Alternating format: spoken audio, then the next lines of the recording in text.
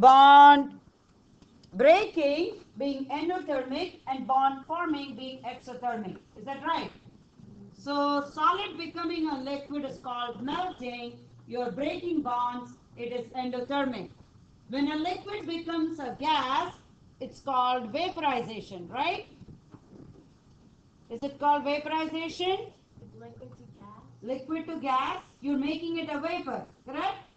And you are breaking bonds. And when you break, what is the process? Endothermic. Okay? Freezing is when a liquid becomes a solid.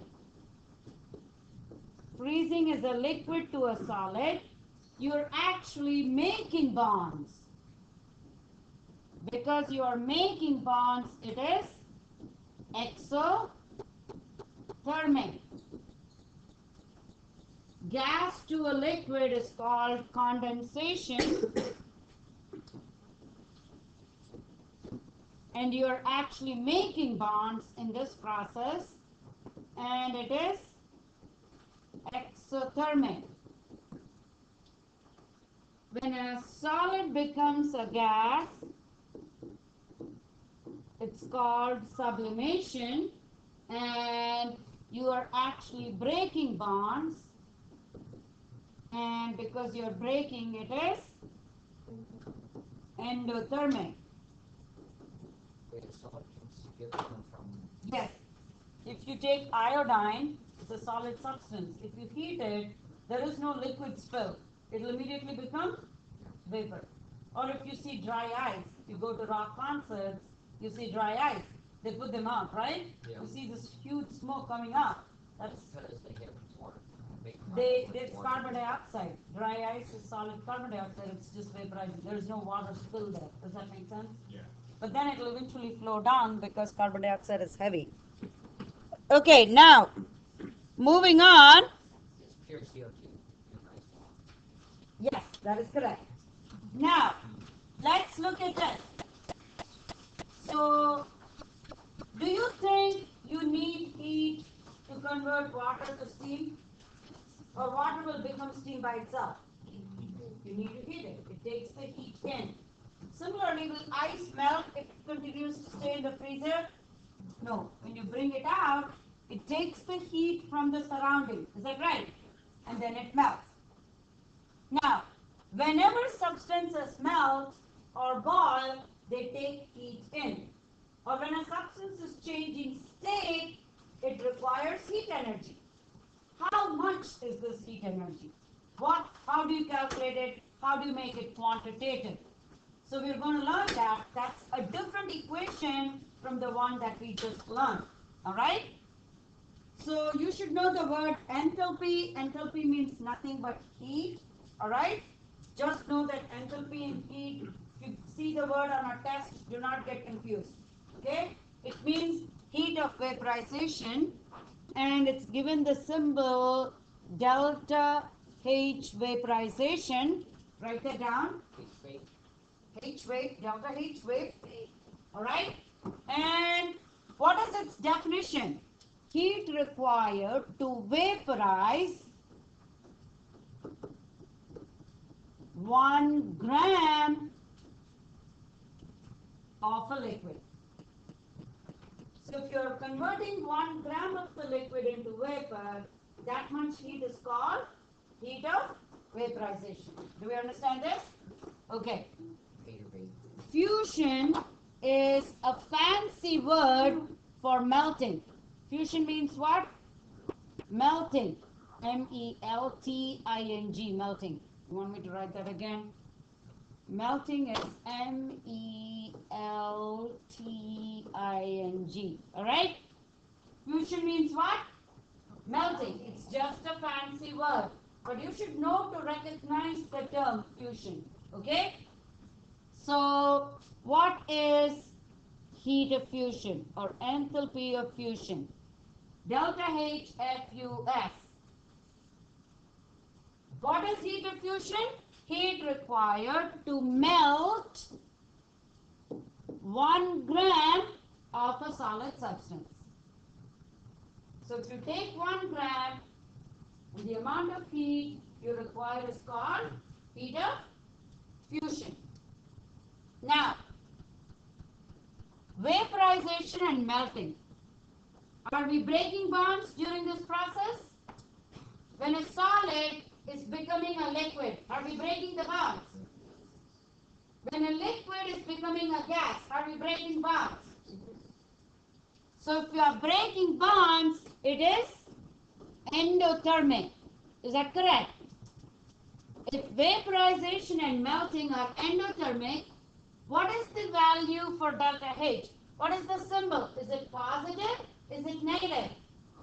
It's positive. Delta H is positive because they are endothermic. Do you understand this? So let's go to the opposite process. Condensation and freezing. Condensation, are we bringing it closer? Freezing, are we bringing it even closer? Are we making or breaking bonds?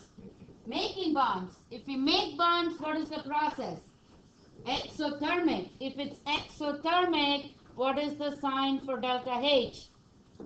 It is negative. Does that make sense? Now,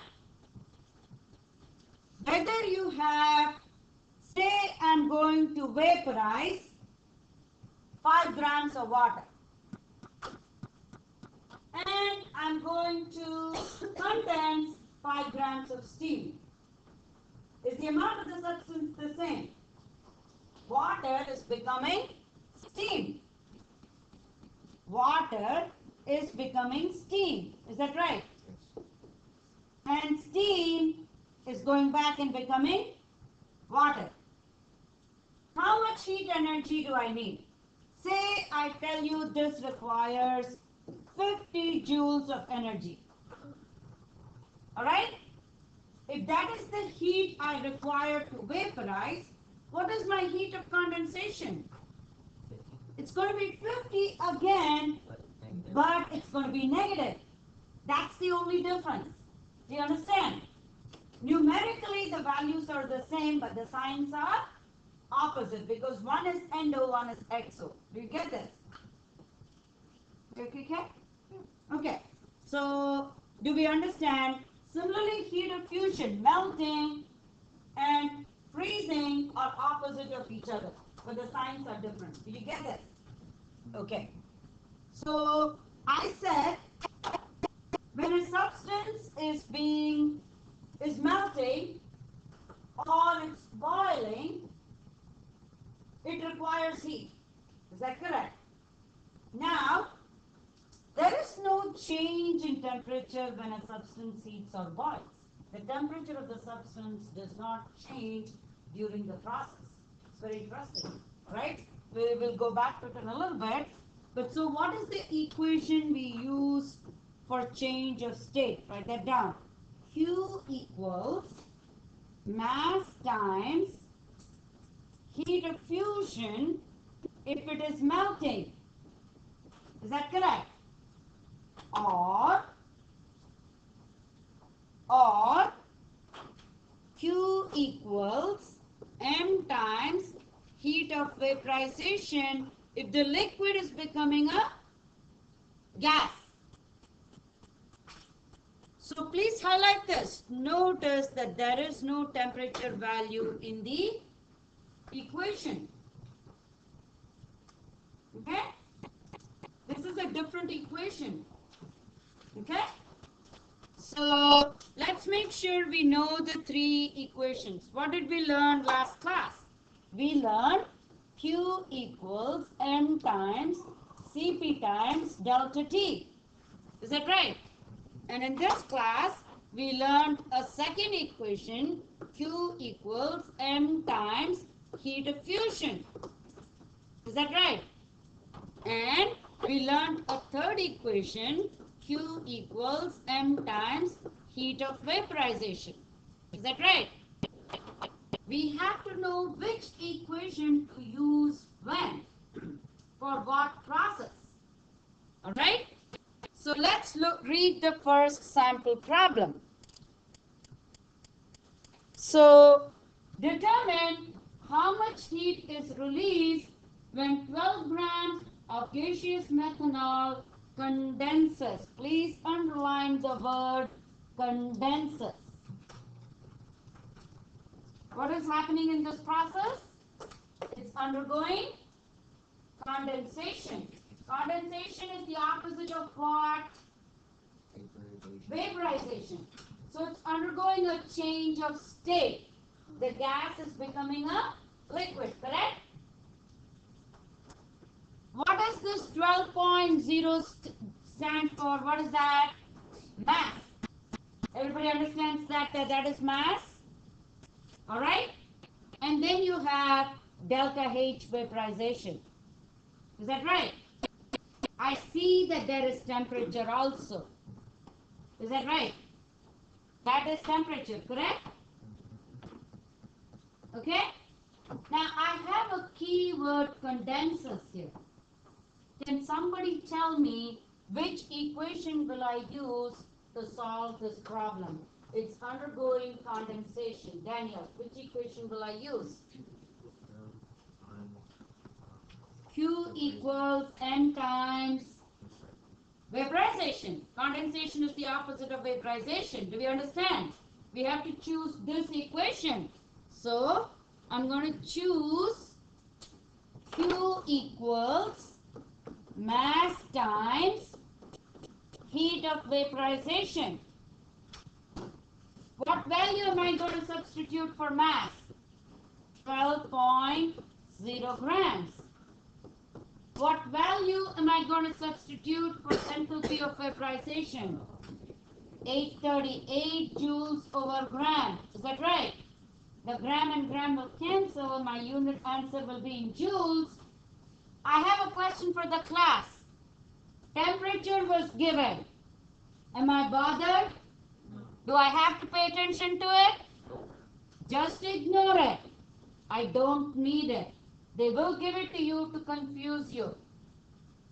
I see students using Q is equal to N times Cp times delta T for that problem. Is that right? No. So you just multiply the two. What is the answer? Put it in your calculator. What do you get? 10,056. Let me do it. 838 times 12 equals 10,056. Now I need to report to sig figs. So how many sig figs is this number? How many sig figs? 3. So I round to 3, which means what does my answer become? 100. Alright? This many joules. That's my answer, rounded to correct significant figures. Do we understand it? Do you understand the problem? Okay? Let's go to the second problem here. Determine how much heat must be supplied to melt. Highlight the word melt. Underline the word melt. The substance is now melting. Who can tell me which equation will I use in order to solve the problem? Yes, Karina. Q equals M times heat of fusion. Is that correct? What is 4.60 grams? That is my M. That is my heat of fusion. That's my delta H fusion. It already says that. Am I bothered with this negative 114? I will just ignore it. Is that right? And I will substitute 4.60 times 107 joules over gram, and this is grams, so they will cancel. And if I multiply, I get 4.60 times 107, and if I round it, it's 492 joules. Everybody understands the problem? Do you understand it? Okay. Now, let's move down to the next problem. All right. So, applying 790 joules of energy melts. Highlight the word melts. Melts what mass of CH2Cl2 at its melting point. What equation will I use to solve this problem, Danielle?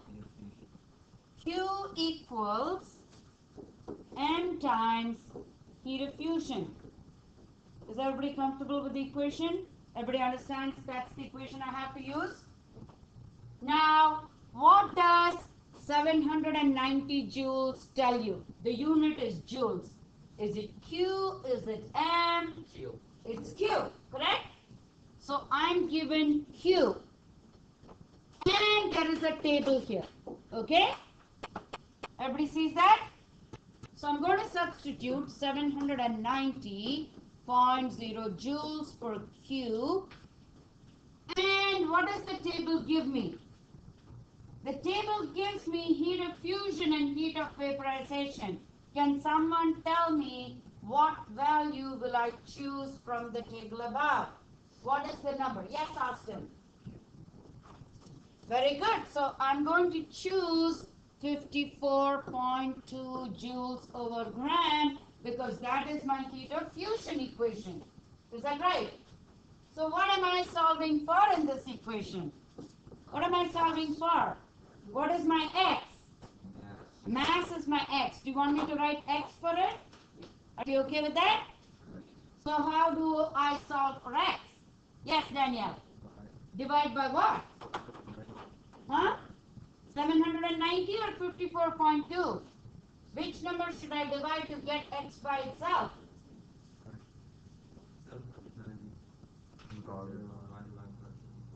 Very good. So he wants to divide by 54.2 so that x is by itself. Is that right? That's how I solve for x. Is that right? 54.2 joules and the grams will go to the numerator. Joule will cancel out. So my x, which is my mass, equals what? 14.5756. 14.5756. How many sig figs must I report my answer to? 30. How many sig figs do I have? 3. So when I round, what does my final answer become? 6. 14.6. I'm solving for mass. What is my unit? Grams. So that is my final answer. Do you understand this problem?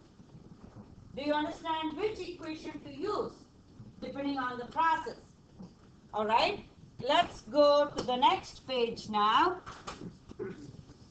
This is a heating cooling curve. So what is this graph? Julian is listening? I like good body posture. Did I ever talk about it in this class? Yeah. I'm very good. I'm very particular about good body posture in class. All right? Even though I know Julian is taking notes, I just want to make that a rule in my class. Jelani with me? His ears are closed. I'm too loud for you, Jelani. I apologize. Okay. Now, guys. So, are we good, Jennifer? All right. Now, so here is, what is this graph? How do I get this graph? What am I doing? So, I'm going to draw. Don't laugh at my stick figure. If you understand what I'm saying, I hope you understand. All right? I have a beaker and I have ice cubes in the beaker. Okay? Everybody good? Everybody understands what I'm doing? I have a beaker with ice cubes in it. And that's my thermometer. That's the bulb. Okay, that is my thermometer. Okay? And I have a Bunsen burner underneath. And it's giving off all that flame. I'm heating it up. Alright? I'm heating the ice in my beaker. I'm providing it with heat energy. Everybody understands? What is going to happen? What will happen? First, the ice will melt. Okay? So, the ice is all melting and it is becoming water. Okay? It's all water. And then what happens? Steam. Okay? It starts to boil, and then there is no more water. It's all become steam. There is absolutely no water left in the container. Everybody understands? Oh, I don't have a temperature that high in the lab. The sun has that higher temperature. I just cannot produce that higher temperature to go to plasma state. So I stop with steam. Well, I mean, we could. Okay? You're good? I live on planet Earth, and I cannot produce a temperature that high to go to plasma. Harness the sun to melt your water. Yeah. You're not going there. Okay? I'm Now- in water. That's what be in plasma. Yeah, okay. So it's no longer called water anymore after that, right? It's just Once it called plasma. reaches, we don't know, it's just plasma then. Okay. So, guys. Okay. Now, Use the list. so I am graphing it. Is it taking in all the heat energy? So my heat energy is on my x-axis, and is my thermometer recording the temperature? My temperature is on my y-axis. Now, I told you the difference between heat and temperature. And if I remember correctly, last class, in the beginning of class, Ms. McGrain did a warm-up, and she defined temperature and told you to box it. What is the definition for temperature? You can look it up. Yes, average kinetic. There you go, bam. Average kinetic energy. Average kinetic energy. All right? If temperature by definition is average kinetic energy, I said something about heat. What is heat? Energy. What energy? Only potential? Kinetic. Only kinetic? Both. Both. It's All right? energy. Heat is both. Its potential energy plus kinetic energy is heat energy. All energy. It's all energy. It's total energy. Does that make sense? Everybody gets the difference. Temperature is measured in degrees Celsius. What is heat measured in? Calories or joules. All right? Joules or calories.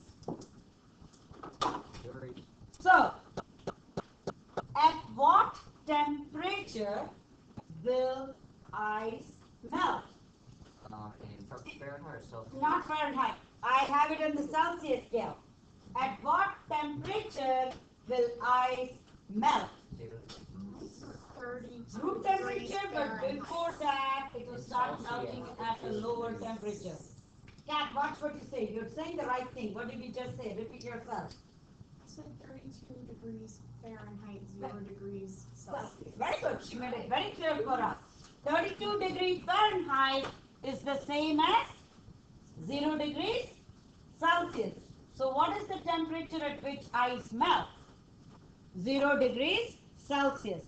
That is the temperature at which ice will start to melt. Okay? So here is my question. If you are below 0, what is the state of the substance? It's freezing, but what is the state? Is it a solid? Is it a liquid? Is it a gas? So below 0, any temperature below 0, this whole region, what is the state of the substance? It is a solid. So write that down. It is a solid below 0. You have to say the whole slope is a 0. Is that right? Now, here is the funny thing. I'm heating it. It's all ice cubes in the beginning. Is that right? I'm heating it. It's taking in the heat energy. So here is my question. Is the temperature increasing in this flat line? No, it's constant. It is constant. Where is all this heat energy going? What is it doing? No, the substance is taking it in, Danielle. It's going to the substance. But there is no increase in temperature.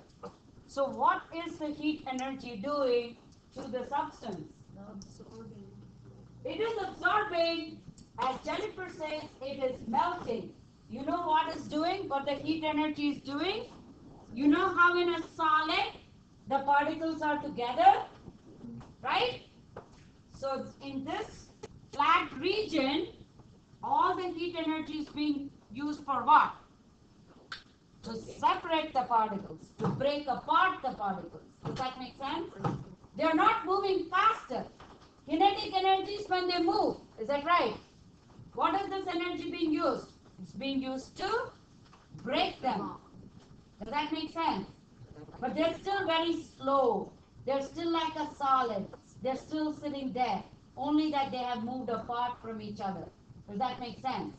So, it's being used to break the bond. What is happening here? It is melting. The energy is being used to break the bonds, to make the solid a liquid. It doesn't make them move faster. Does that make sense? They're still very slow, still sitting there. Okay?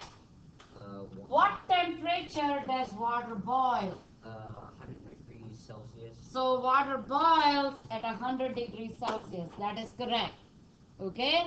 This is the boiling point of water. Boiling means it's becoming steam. But between 0 and between 100, what is the state of the substance? Is it a solid, liquid, or gas? It is a liquid. The slope is the liquid. Do you understand? What is happening when I provide more heat? As I provide more heat, my temperature is not increasing. What is happening there? It's separating even more. The liquid is becoming a gas. Is that right? So what is that process called? Vaporization. Alright? Even more bonds are being broken up. It's vaporizing, or you can say boiling.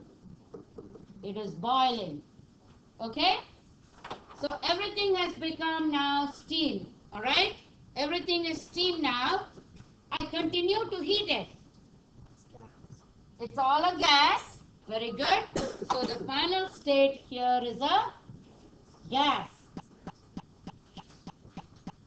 What is this opposite? If I cool it, the opposite way is cooling it. Is that right? What is this process called?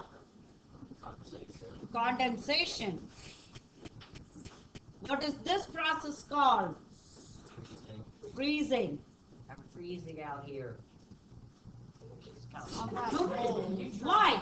It's true. Alright? Because the temperature of the room is colder, his body is hotter. Heat is flowing from his body to the room. Since his body heat is being lost, he feels cold. Does that make sense? Huh? Then why is school so cold mostly here? I'm sorry, Raphael. What was your question again? According to my calculations, Oh, these are the It's not okay. His and his body temperature are the same. They cannot be different.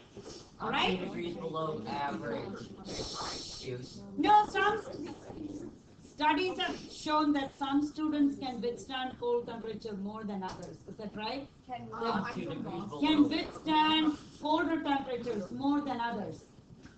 All right? There was this really odd person who was in the middle of Arctic, freezing water, and he's without like anything, just his undergarments, and he's just sitting there, and it's like his body can take it. I think he's got. And I think there could be some mutation in his body which makes him adapt. It's not true for everybody. yeah, but didn't you walk? Can you like walk in the Himalayas? Huh? Himalayas is different. That is, air is very thin. That's a different. Oh, Sherpas. I don't know if you read this book last year, Peak. Were you asked to read it? No. You didn't, as incoming freshman, you didn't read Peak? So Sherpas are the people who live in the Himalayas, and they don't have trouble climbing heights. Why? They're used to it. Their lungs can give them enough energy even when the oxygen around them is far less. But if we go there, we'll pass out. We are not adapted for that. All right? Our body is not adapted. We will have to acclimatize, as they say, before you can actually climb. Do you have like stronger lungs?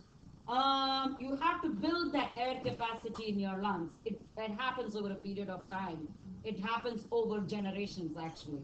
That's why Sherpas can do it, whereas we struggle. So is That's it why you somewhat need of a limitation? air, like that. The oxygen tank and other things without which we cannot climb. People who live on those mountains like Going down to sea level, do they like hold their breath or I don't know if it's about holding breath, but it's about being functional. All right? You have to use your food to get to the energy for which you need oxygen. All right? So that process is better adapted in their body than it is in us. It's not about holding the breath. Does that make sense? Okay. Now, starting with, I always go with Bitil at the end. I'm going to start with Andrew at this end. Andrew, the flat lines, my blue lines, do they show a temperature change? Do they show constant temperature? Is there also a change of state along those flat lines? Is it melting? Is it boiling? So there is a change of state, correct? All right. Alex, the slope lines, my red lines, what is happening in my red lines? A change of temperature, that is correct. So now please pay attention. David, please pay attention. This is my kinetic energy, correct? What happens to kinetic energy in the slope lines? What happens to kinetic energy in the slope lines? Rises. Kinetic energy increases or rises. What about my blue potential energy? That remains constant. Potential energy is constant. So Raphael, what happens in my blue lines to the kinetic energy? It's like stalls. It's constant. And what about my potential energy? So more active. It increases. Potential energy increases. It's going up, right? From this point to this point is the potential energy increases. Did we label the three phases of matter? We already did that. We know which is solid, which is liquid, which is gas. Is that correct? Yeah. Label the following changes. Do we know where it's melting, where it's freezing, where it's boiling, where it's undergoing condensation? Now, draw an arrow for the exothermic and the endothermic process. Which way is it endothermic? Which way is it exothermic? Which way are we breaking bonds? Which way are we making bonds? Yes. Going up, are we breaking or making? Breaking. If it's breaking, is it endo or exo? Breaking is endo. This is endothermic. Coming down, are we breaking or making? We are making, therefore it is exothermic. Are we good? Sure. Okay, moving on. How would you calculate the amount of heat needed to melt or boil? What is the equation used for melting? What is the equation used for melting? Yes. Mass times Q equals M times. Jack, what is it? Delta H. Q's, very good. So if it's boil, what is the equation? Q equals mass times delta H. Vaporization, very good. So, Stephen, how would you calculate the amount of heat needed to raise the temperature of a substance? If you're actually increasing the temperature, what is the third equation we learned? Q equals Q equals n times delta h fuse? No. No, what is the third equation? I already have delta H fuse. Oh, sorry. Delta H wave, I already have that. What is the third equation? Sorry for the interruption. M times CP times delta T. Canceled due to weather. Okay? All That's varsity the one that buses you use when the... today at Nottoway and should be on the bus at 3:15. All varsity No, and JV runners will compete today at Nottoway and should be on the bus at 3:15. Thank you. Okay, guys, I have how much more time, Ms. McGrain? 4 minutes. 5 more minutes? All right. 3 minutes actually. So, guys, do you want to try this? Why not? Because we're not trying for homework. Homework is study guide. Homework for tonight is study guide. And you know what? Listen up. I will teach Daniel, Soma, these people. Listen up. Next class, I'll teach you more about how to use which equation when, and I'll give you a quiz. Okay? Next class. You like quizzes. No, I just like to check for understanding. All right? You can do that with homework. So do the study guide for homework as much as you can. I will post the answer keys. Okay? Way down, use the answer key. That's called the lazy way. Yeah, you do it so that you learn it.